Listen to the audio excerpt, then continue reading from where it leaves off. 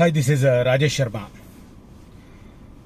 మిత్రులందరికీ, తర్వాత నా వీడియోలు చూస్తున్న ప్రతి ఒక్కరికి నూతన తెలుగు సంవత్సరాది ఉగాది శుభాకాంక్షలు.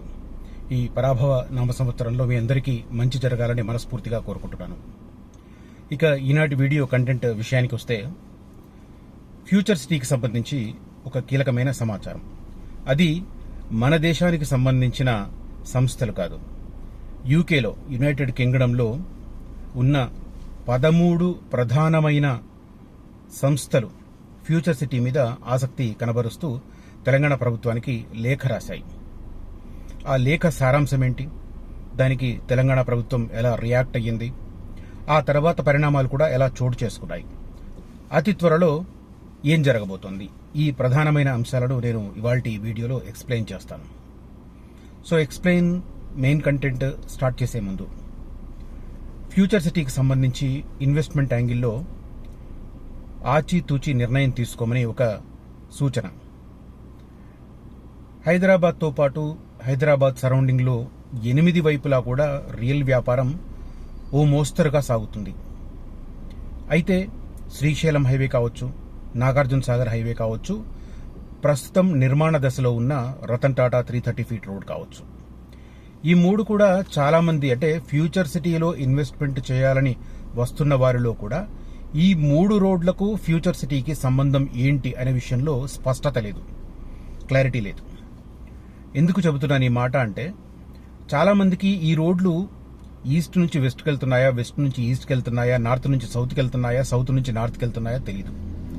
అదే రకంగా ఫ్యూచర్ సిటీలో ప్రతిపాదించిన రోడ్లు కూడా ఇలా నార్త్ నుంచి సౌత్గా, సౌత్ నుంచి నార్త్గా, ఈస్ట్ నుంచి వెస్ట్గా, వెస్ట్ నుంచి ఈస్ట్గా, ఈ స్పష్టత లేదు. తర్వాత కొన్ని సంస్థలు ఎప్పుడో 2013లో హెచ్ఎండిఏ ప్రతిపాదించిన రేడియల్ రోడ్లను ఇప్పటికీ వస్తున్నాయి అంటూ నమ్మిస్తూ బిజినెస్ చేస్తున్నారు, కొంతమంది నమ్ముతున్నారు కూడా. ఈ రకంగా ఇన్వెస్ట్ చేయాలన్న కోరిక ఉన్నా స్పష్టంగా ఏరియాస్ మీద ఒక పట్టు లేకపోవడం వల్ల చాలా మంది రాంగ్ స్టెప్ వేస్తున్నారు.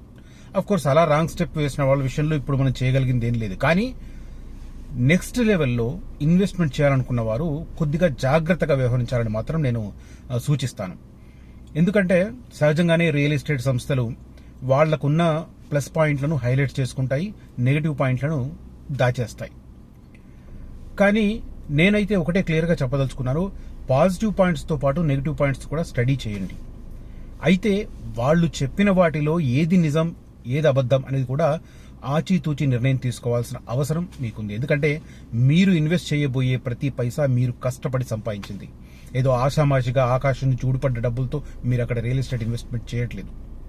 కష్టపడి దాచుకున్న డబ్బుతో మీరు ఇన్వెస్ట్ చేస్తున్నారు. కాబట్టి జెన్యూన్ ఇన్ఫర్మేషన్ ఇచ్చే వాళ్ళ దగ్గర తీసుకోండి. రేపు జెన్యూన్ ఇన్ఫర్మేషన్ వాళ్ళు ఇస్తారు కాబట్టి వాళ్ళు చెప్పిన స్థాయిలో మీకు అప్రిషియేషన్ ఉంటుంది, డెవలప్మెంట్ ఉంటుంది, దానికి సంబంధించిన రిటర్న్స్ మంచిగా వచ్చే అవకాశం ఉంటుంది. అలా కాకుండా ఏ ప్రాతిపదిక లేకుండా ఏదో ఆషామాషిగా చెబితే దాన్ని నమ్మి ఇన్వెస్ట్ చేస్తే దెబ్బతింటారు. ఎవరో ఎక్కడో అమన్గల్ దగ్గర R&D సెంటర్ వస్తుందంటే 100 మంది ఉత్తర తెలంగాణ నుంచి అక్కడ ఇన్వెస్ట్ చేశారు. అసలు ఏ R&D సెంటరు, గవర్నమెంట్దా, ప్రైవేట్దా? ఒకవేళ నిజంగానే R&D వస్తుంటే అది ఏ డిపార్ట్మెంట్ది, లేకపోతే ఏ సంస్థది, ఏ రకమైన R&D సెంటరు, ఇది ఏది తెలుసుకోకుండా జస్ట్ R&D సెంటర్ అంటే నమ్మి కొంతమంది అక్కడ ఇన్వెస్ట్ చేశారు. నాకు ఫోన్లో కాంటాక్ట్ చేస్తే వాళ్ళకి చెప్పాను నేను, అసలు ఏమనుకుంటున్నారు నేను.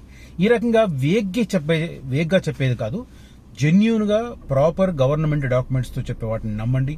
వాళ్ళు ఫలానా టైం అంటే 5-6 సంవత్సరాలు పెరుగుతున్నాయంటే ఆ 5-6 సంవత్సరాల తర్వాత ఖచ్చితంగా ఆ అప్రిషియేషన్ మీకు కనిపిస్తుంది. వేగ్గా చెప్పే వాళ్ళ విషయంలో మాత్రం దయచేసి అప్రమత్తంగా ఉండమని విజ్ఞప్తి చేస్తున్నాను. ఇక ఫ్యూచర్ సిటీకి సంబంధించి తాజాగా వచ్చిన ప్రతిపాదన ఏంటంటే, యునైటెడ్ కింగ్డమ్కి సంబంధించి, యూకేకి సంబంధించి 13 ఇంటర్నేషనల్ స్కూల్స్ ప్రతినిధులు తెలంగాణ ప్రభుత్వాన్ని సంప్రదించాయి. హైదరాబాద్ ఎడ్యుకేషన్ హబ్గా డెవలప్ అవుతున్న నేపథ్యంలో, అంటే హైదరాబాద్ యాక్చువల్గా ఐటీకే ప్రసిద్ధి అనుకుంటారు, కానీ ఐటీ కంటే ముందుగా హైదరాబాద్కు ఒక గుర్తింపు తెచ్చింది ఫార్మా రంగం. దేశం నుంచి విదేశాలకు జరిగే ఫార్మా ఉత్పత్తుల ఎగుమతిలో 20%, అంటే 5వ వంతు హైదరాబాద్ నుంచి వెళ్తున్నాయి. అది Hyderabad capability. So Hyderabad potentiality అది. ఆ తర్వాత అఫ్ కోర్స్ గత 25-30 సంవత్సరాలుగా ఐటీ రంగం కూడా హైదరాబాద్ లో బలంగా ఎదిగింది. కానీ ఐటీ రంగంలో హైదరాబాద్ కు పోటీనిచ్చేవి బెంగళూరు కానీ పూణే కానీ చాలా ప్లేసెస్ ఉన్నాయి. కానీ ఫార్మా రంగంలో హైదరాబాద్ కు పోటీనిచ్చే సిటీస్ లేవు ఇండియాలో. సో ఆ రకంగా ఫ్యూచర్ సిటీలో రాబోతున్న లైఫ్ సైన్సెస్ హబ్ కి అంత ప్రాధాన్యత ఉంది. వచ్చే 4-5 సంవత్సరాలలో 1,00,000 కోట్ల రూపాయల ఇన్వెస్ట్మెంట్ లైఫ్ సైన్సెస్ రంగంలో రాబోతుంది. లైఫ్ సైన్సెస్ అంటే ఫార్మా, హెల్త్ సెక్టర్ కలిపి. దాంట్లో ఉద్యోగాల కల్పన కూడా ఆ స్థాయిలో జరగబోతుంది. కాబట్టి లైఫ్ సైన్సెస్ సబ్ ప్రియారిటీ అది. అయితే ఈ తాజాగా జరిగిన దాంట్లో మాత్రం హైదరాబాద్లో యూకే ప్రభుత్వం 13 ఇంటర్నేషనల్ స్కూల్స్ పెట్టడానికి, ఇది ప్రైవేట్ కాదు, యూకే ప్రభుత్వం, అంటే తద్వారా ఏమవుతుందంటే యూకేలో ఉన్న ఇన్స్టిట్యూషన్స్ కి ఇక్కడ ఏర్పాటు కాబోతున్న 13 ఇన్స్టిట్యూషన్స్ కి లింకేజ్ ఉంటుంది. ఓకే, దాన్ని దృష్టిలో పెట్టుకుని ఈ నిర్ణయాలు తీసుకుంటున్నారు. 13 యూకే ప్రభుత్వానికి సంబంధించిన పాఠశాలలు హైదరాబాద్ నగరంలో ఏర్పాటు చేయబోతున్నాయి. UK department of business and trade నేతృత్వంలో ఒక ప్రతినిధి బృందం మార్చి 18వ తేదీన హైదరాబాద్ లో పర్యటించింది. ప్రభుత్వ ప్రతినిధులతో, ప్రభుత్వ అధికారులతో సంప్రదింపులు జరిపింది. 13 పాఠశాలల ప్రతినిధులు కూడా అందులో భాగస్వాములయ్యారు. వాళ్ళు ఎక్కడెక్కడ ఎంత గడువులో ఏర్పాటు చేయాలనే విషయంలో సమాలోచనలు జరిగాయి. ఎందుకంటే భూములు తీసుకుంటారో ఆ తర్వాత ఎప్పటికి చేస్తారో తెలియదు. ఇప్పుడు చంద్రబాబు టైంలో అలా జరిగింది. ఎందుకంటే అప్పటికి తెలియదు, అంటే ఆ రకంగా భూములు తీసుకొని ఆ సంస్థలు డిలే చేస్తాయి, దాన్ని ఇంకో రకంగా వాడుకుంటాయని తెలియదు. కాబట్టి బిగినింగ్ డేస్ లో ఏ ఒప్పందానికి కూడా, ఏ ఎంఓయూ కూడా, మెమోరాండం ఆఫ్ అండర్స్టాండింగ్ కూడా నిర్దిష్ట కాలపరిమితి పెట్టుకోలేదు. ఆ తర్వాత రియలైజ్ అయ్యి కొన్ని సంస్థలు సంవత్సరాల తరబడి వాళ్ళ భూములు దగ్గర పెట్టుకుంటారని గ్రహించిన తర్వాత టైం బౌండ్ చేసుకుంటున్నారు. ఇప్పుడు ఫ్యూచర్ సిటీలో జరుగుతున్న ఒప్పందాలు కూడా, ఎంఓయూలు కూడా అన్ని టైం బౌండ్ తో కూడుకున్నవి. మీకు భూములు ఇస్తాం, మీరు ఎప్పట్లోగా ఉద్యోగాల కల్పన చేస్తారు. ఇది మెయిన్ గా వైస్ వర్సా జరిగేది. So 2047 Telangana rising vision document మేరకు అంతర్జాతీయ సంస్థలను రాష్ట్రంలోకి ఆహ్వానించేందుకు ప్రభుత్వం కసరత్తు చేస్తుంది. భారత్ ఫ్యూచర్ సిటీలో ఇప్పటికే ప్రత్యేకంగా ఒక ఎడ్యుకేషన్ జోన్ ను పెట్టారు. నన్ను కలిసిన వారికి నేను చూపిస్తూ ఉంటాను. ఫస్ట్ ఫేజ్ ఫ్యూచర్ సిటీకి సంబంధించి 13,440 ఎకరాలలో మొత్తం 13 సెక్టర్లకు జోన్స్ వైజ్ గా ఏర్పాటు చేశారు. దాంట్లో ఎడ్యుకేషన్ జోన్ గా ప్రధానంగా ఉంది. అంటే లైఫ్ సైన్సెస్ తర్వాత ఏఐ తర్వాత ఎడ్యుకేషన్ కి ప్రియారిటీ ఇచ్చారు, ఆ తర్వాత హెల్త్ కి ఇచ్చారు. సో దాంట్లో భాగంగా హైదరాబాద్ ఫ్యూచర్ సిటీలో ఇప్పటికే ప్రత్యేకంగా ఎడ్యుకేషన్ జోన్ లో ప్రపంచ స్థాయి విద్యా సంస్థలను ఏర్పాటు చేసే దిశగా ప్రభుత్వం ప్రణాళికలు రూపొందిస్తుంది. యూకేకు చెందిన వర్సిటీలు సైతం తెలంగాణలో క్యాంపస్లు ఏర్పాటు చేసేందుకు అవసరమైన చర్యలన్నీ ఒక కీలక దశకు చేరుకున్నాయని సమాచారం. లేటెస్ట్ గా యూకే నుంచి అధికార బృందం, అంటే ప్రభుత్వానికి సంబంధించిన ప్రతినిధులు, ఆ 13 సంస్థలకు సంబంధించిన విద్యా సంస్థలకు సంబంధించిన ప్రతినిధులు హైదరాబాద్ లో మార్చి 18వ తేదీన వచ్చి ప్రభుత్వంతో సంప్రదింపులు జరుపుతున్నారు. దానికి సంబంధించిన లేటెస్ట్ అప్డేట్ ఇది. యూకే బృందంలో జరిగే చర్చల్లో విద్య, ఐటీ, మున్సిపల్ తదితర శాఖ అధికారులతో పాటు ఫ్యూచర్ సిటీ డెవలప్మెంట్ అథారిటీకి సంబంధించిన అధికారులు, ఉన్నతాధికారులు కూడా పార్టిసిపేట్ చేశారు.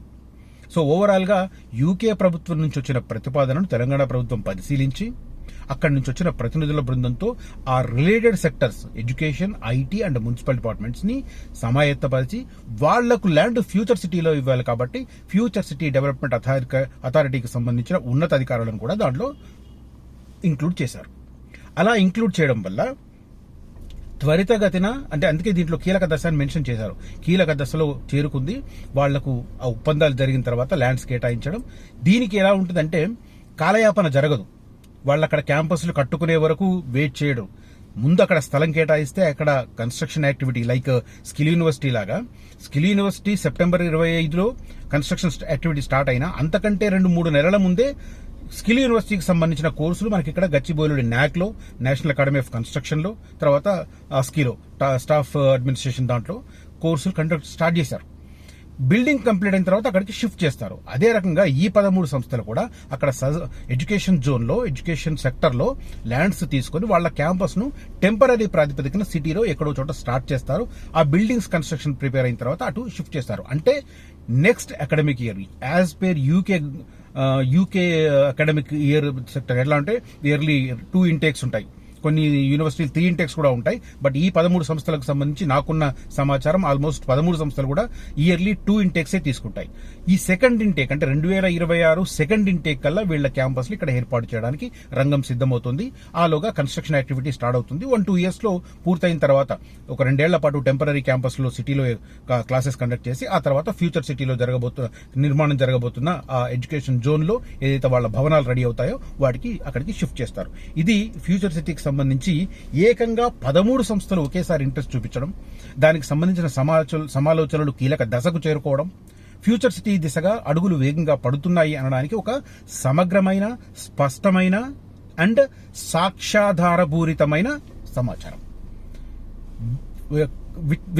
విత్ కాంక్రీట్ ఎవిడెన్స్ నేను ఈ వీడియో చేస్తున్నాను, మీకు చదివి వినిపించాను క్లియర్ కట్ గా. ఏ విద్యా సంస్థలు అనేది కూడా నేను 1-2 days లో చెప్తాను. ఎందుకంటే 18వ తేదీ సమాలోచనలు జరిగాయి, ఉగాది బ్రేక్ వచ్చింది, మళ్ళీ రేపటి నుంచి సమాలోచనలు జరుగుతాయి. 1-2 days లో కావచ్చు, లేదా ఈ వీకెండ్ కల్లా కూడా కొంత మనకు స్పష్టత వచ్చే ఉంది. ఏ సంస్థలు ఫ్యూచర్ సిటీలు తమ క్యాంపస్లను ఏర్పాటు చేయబోతున్నాయి అనేది ఇంకా స్పష్టత ఇచ్చే ప్రయత్నం చేస్తాను. Right, thank you for watching this video. Signing off Rajesh Sharma. జై హింద్.